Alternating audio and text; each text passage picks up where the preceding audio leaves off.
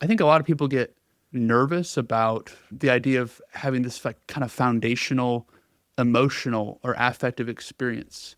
We talk a lot about faith and reason and our faith is rational and all these things.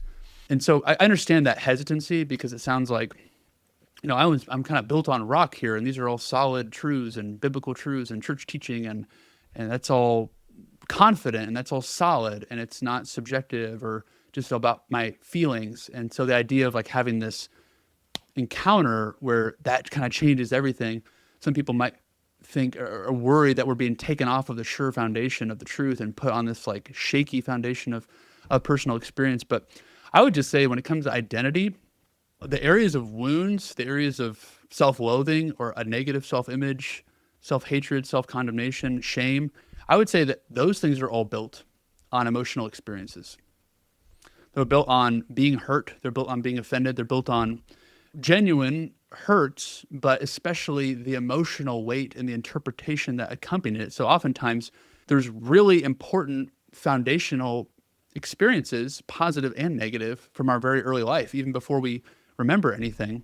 And a lot of those things are just drenched in emotion. And the emotion is really what determines the weight of those experiences for us. So it's fine to want to be grounded in reason. And like you said, Mike, we're always checking what we experience and what we receive. We're always checking it against the truth of what God's revealed about who we are. But I would say that's something we have to let go of, is that fear of emotion or that fear of like personal experience, as if it's unsure or kind of dangerous ground or something like that, because we're not talking about getting some new content or some totally new idea. Like, wow, the Bible doesn't say anything about that, but now you have this secret revelation or something. It's really experiential confirmation of what has already been divinely revealed.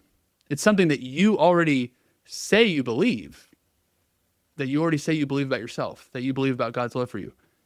And now it's just an experiential confirmation of like, oh, like now I feel that to be true. And I know that to be true. 1 John 4:16, he says, we have come to know and to believe in the love that God has for us.